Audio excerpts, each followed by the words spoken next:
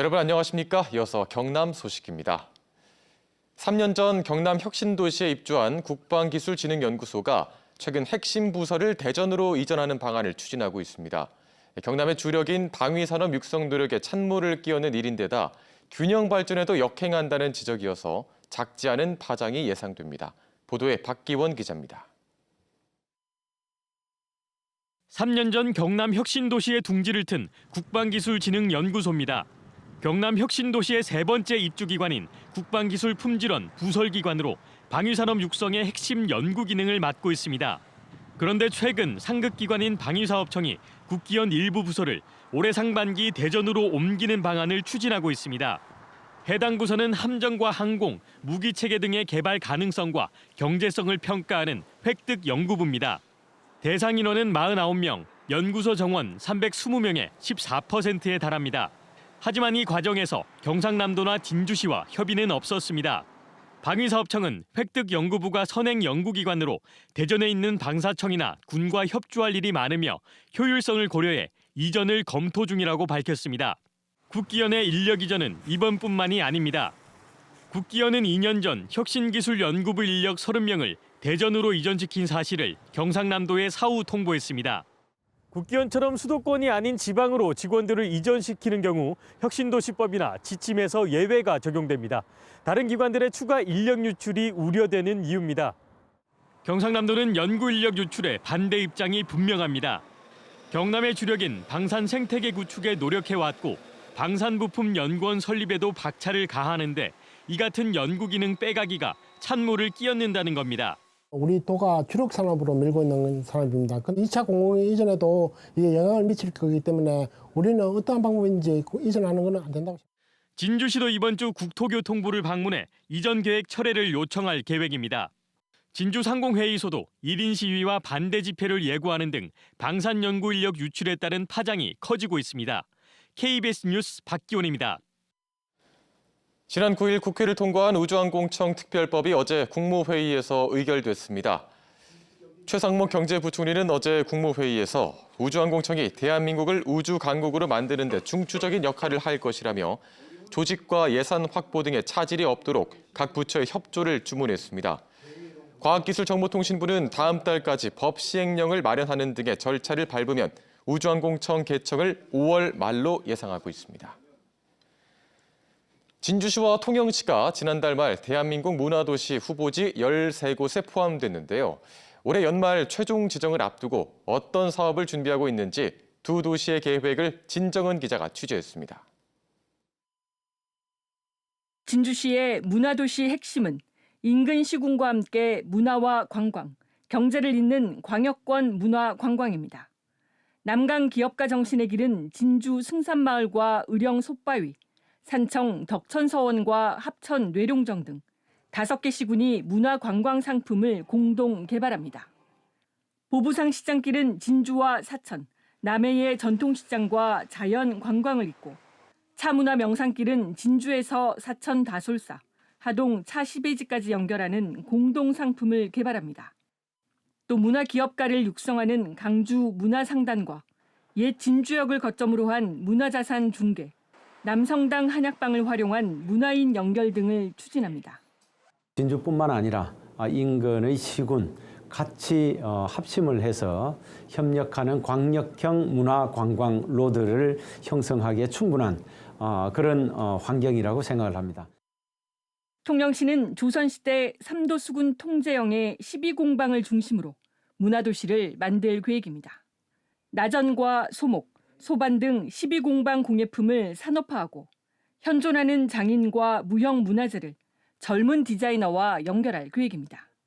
또 통영국제음악당을 기반으로 40명 규모의 통영 시민 오케스트라를 창단하고 섬마을을 찾아가는 음악 공연과 공예품 전시 등을 준비합니다.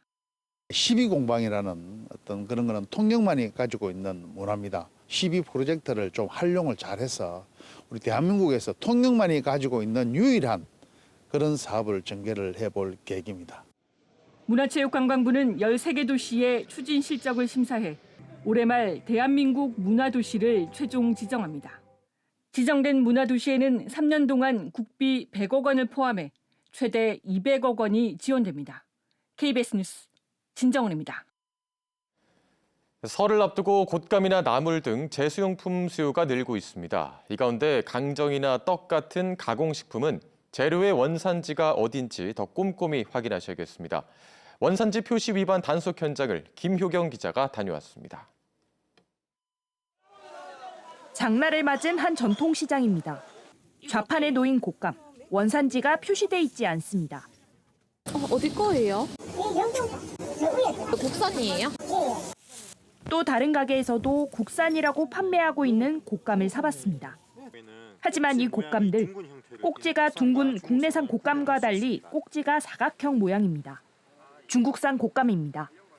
지난해 국내 단감 생산량은 7만여 톤으로 전년보다 30% 넘게 줄면서 국산 곶감 가격이 오른 걸 노린 겁니다. 아까 제가 이제 그런 말을 잘못 했는데 제가 이걸 이제 설명한 거예요. 죄송합니다. 제수용품인 강정을 만들어 파는 업체. 외국산 쌀과 중국산 호박씨를 사용했지만 모든 재료를 국내산으로 표시하다 적발됐습니다. 원산지를 속여 판매하면 7년 이하 징역 또는 1억 원 이하 벌금에 원산지를 표시하지 않으면 1,000만 원 이하 과태료를 내야 합니다. 최근 3년 동안 경남에서 원산지를 거짓 표시하거나 제대로 밝히지 않아 적발된 건수는 모두 750여 건, 부과한 과태료만 1억 원이 넘습니다. 특히 떡이나 강정, 나물처럼 한 번 더 조리 과정을 거치는 식품은 재료의 원산지를 일일이 확인하기 더 어렵습니다. 생산되는 양이 미미한 부분이 있는 품목에 대해서 가공품에 사용되는 양이 많은 품목일수록 저희가 의심을 해보고 점검을 하고 있습니다. 국립농산물품질관리원은 오는 26일까지 제수용품 판매업체와 가공업체를, 이달 말부터 다음 달 8일까지는 백화점과 대형마트 등을 중심으로 원산지 표시 위반 단속을 이어갑니다. KBS 뉴스 김효경입니다. 오늘도 출근길 강추위가 이어지겠습니다.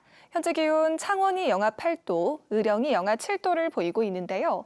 칼바람의 체감 온도는 창원이 영하 10도, 산청이 영하 13도까지 뚝 떨어졌습니다. 나가실 때 따뜻한 옷차림과 함께 보온용품으로 체온 조절을 잘 해주셔야겠습니다. 한편 오늘 창원의 낮 기온이 2도에 그치는 등 낮에도 추위는 계속되겠는데요. 매서운 추위는 내일까지 이어지다가 금요일부터는 기온이 점차 오르겠습니다.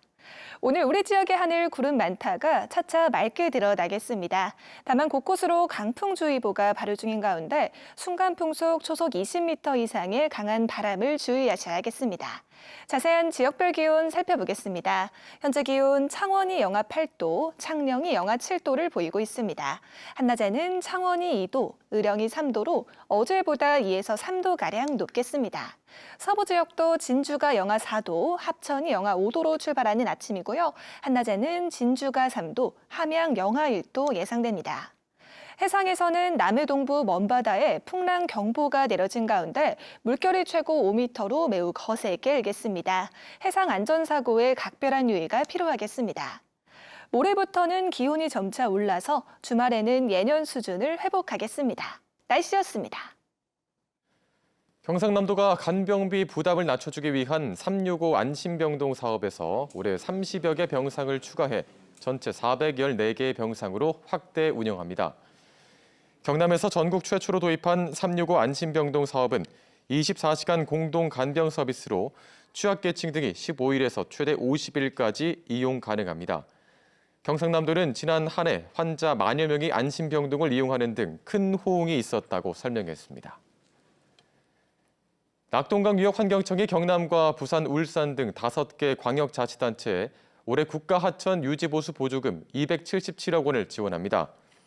자치단체별로는 경남 115억 원, 경북 80억 원, 부산 33억 원 등입니다. 보조금은 제방과 수문 등 치수시설 점검과 유지 관리 등 재해 예방과 주민 친수시설 정비에 사용됩니다. 경상남도가 외국인 주민의 고충 상담 등 4개 분야 지원에 나섭니다. 경상남도는 외국인 노동자가 직장과 일상에서 겪는 어려움을 해소할 상담 서비스를 제공하고 주 4차례 한국어 교육 등 지역사회 정착을 돕기로 했습니다. 또 찾아가는 다문화 공연 등 문화체육 행사를 열고 외국인을 대상으로 연중 의료 지원을 합니다. 경상남도가 사회적 고립도가 높은 40에서 64세 중장년 1인 가구에 반려로봇 210대를 지급합니다. 반려로봇은 위급 상황 때 관제센터로 긴급 알림을 전합니다. 보건복지부 조사에 따르면 2021년 고독 사망자 가운데 40에서 60대 중장년층은 전체의 70%를 넘긴 것으로 집계됐습니다. 김해시가 오는 3월부터 6월까지 평생학습도시 5개년 종합계획 수립 용역을 진행합니다. 이번 용역은 지역 특성을 반영한 평생학습도시가 되기 위해 진행하며 대상 사업 기간은 2025년부터 2029년까지 5년입니다. 종합계획에는 평생교육기관 협력 방안 등이 담길 예정입니다. 창원시가 설을 앞두고 다음 달 8일까지 물가대책 종합상황실을 운영합니다. 이 기간 창원시는 물가 인상이 예상되는 사과와 배, 축산물 등 설 성수품을 포함한 생필품과 개인 서비스 요금을 점검합니다. 뉴스를 마칩니다. 시청해주신 여러분 고맙습니다.